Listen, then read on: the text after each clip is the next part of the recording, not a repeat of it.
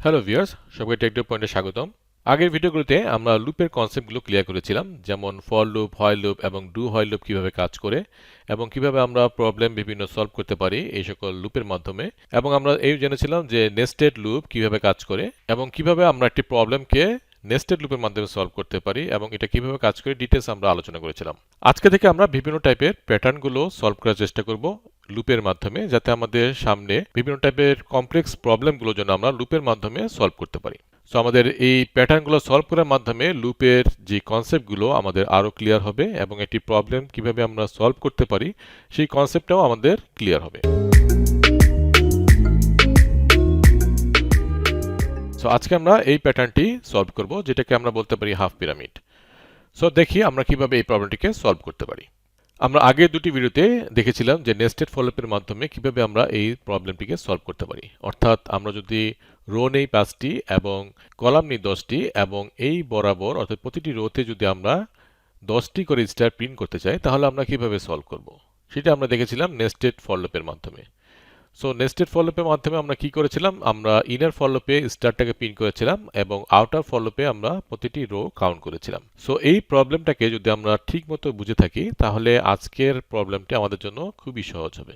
কিভাবে? সো আমরা দেখি এই প্যাটার্নটি কিভাবে আমরা সলভ করতে পারি। এখানে কিন্তু আমরা দেখতে পাচ্ছি যে আমাদের একটি রোর ক্ষেত্রে একটি কলাম, দুটি রোর ক্ষেত্রে দুটি কলাম, তিনটি রোর ক্ষেত্রে তিনটি কলাম, এভাবে করে যতগুলি রো আমাদের আসবে ততগুলি আমাদের কলাম ক্রিয়েট হবে।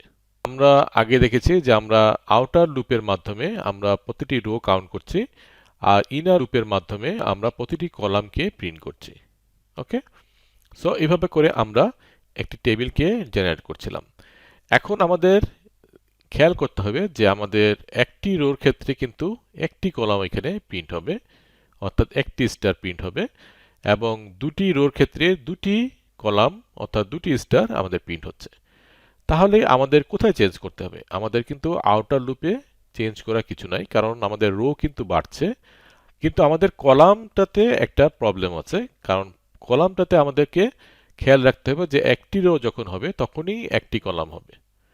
অর্থাৎ আমরা যদি কলামের যে ইনার লুপটা আমরা চালিয়েছিলাম সেটাকে যদি আমরা রো পর্যন্ত চালাই, অর্থাৎ আমাদের রোর ভ্যালু যখন 1 হবে তখন আমাদের কলাম চলবে একবার, অর্থাৎ ইনার লুপটা চলবে একবার, এবং রোর ভ্যালু যখন 2 হবে তখন কলামের যে ইনার লুপটা সেটা চলবে দুইবার। সো এইভাবে করে আমাদের কলামের ভ্যালুটা যতটুকু রো আমাদের কাউন্ট হবে ততবার চলবে। সো এখন আমরা যদি এটাকে প্রোগ্রামের মাধ্যমে লিখতে চাই, তাহলে আমরা কিভাবে সলভ করব? সো কোড বক্সে আমরা এখন স্টার প্যাটার্নের এটি সলভ করব। সো আমরা ইন্ট লিখে রোজ লিখলাম এবং কলস লিখলাম। ওকে, এখন আমাদের একটা ফর লুপ চালাবো আমরা, যেটা হবে রোজ থেকে। রোজ যখন 1 হবে এবং রোজ যখন সাপোজ আমরা এখানে 5 পর্যন্ত চালাচ্ছি এবং রোজ প্লাস প্লাস হবে।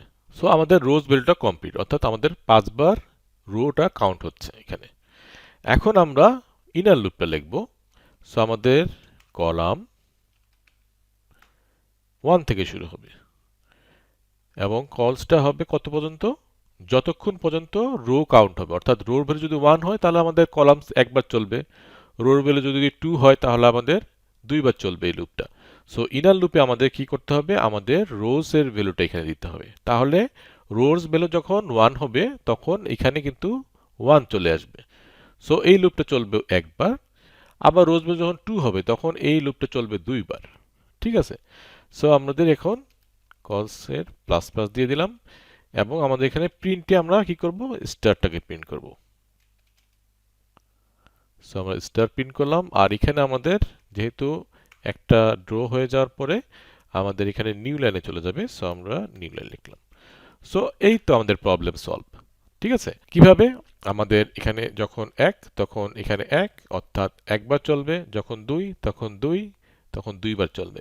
অর্থাৎ এইভাবে করে আমাদের যখন রোর ভ্যালু যত হবে ততবার এই লুপটা চলে আমাদের নিউ লাইন ক্রিয়েট করবে। তাহলে আমাদের এরকম একটা হাফ পিরামিড আমাদেরকে ডিসপ্লে করবে। সো আমরা যদি এটাকে রান করি তাহলে দেখব যে আমাদের এটা প্রিন্ট হয়ে গেছে। সো এখন যদি আমরা ইউজার ইনপুট থেকে নেই তাহলে আমাদের জাস্ট এখানে বলে দিতে হবে যে প্রিন্টএফ এর মাধ্যমে আমরা কি নিচ্ছি?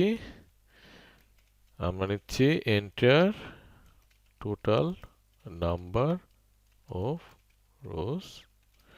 আমরা এখানে একটা ভেরিয়েবল ডিক্লেয়ার করি আগে, টোটাল রোজ। আমাদের আর কলাম ডিফাইন করার দরকার নাই, কারণ আমাদের যেহেতু কলামটা চলবে রো পর্যন্ত, সো আমাদের এটা নিয়ে চিন্তা করার দরকার নাই। সো এখন আমরা এখানে জাস্ট আমাদের টোটাল রোজটা দিয়ে দিলাম, এবং এখানে আমরা কি করব, এখানে আমরা টোটাল নাম্বার অফ রোজটা দিয়ে দিব।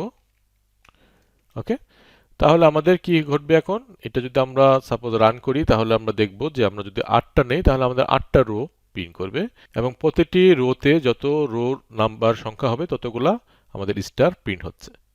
সো এখানে যখন রোর ভ্যালু 1 তখন একবার এই ইনার লুপটা চলছে, এটা যখন 2 তখন দুইবার চলছে এবং দুইবার প্রিন্ট করছে এবং নতুন লাইন ক্রিয়েট করতেছে। ঠিক তেমনি রোর ভ্যালু যখন 3 তখন 3টা স্টার প্রিন্ট করতেছে, কারণ এখানে রোর ভ্যালু 3 হয়ে যাচ্ছে, তাহলে 3বার আমাদের এই লুপটা এক্সিকিউট করতেছে এবং পরে নিউ লাইন ক্রিয়েট করতেছে। সো আশা করি আমরা বুঝতে পেরেছি যে কিভাবে আমরা এই প্রবলেমটাকে সলভ করতে পারলাম।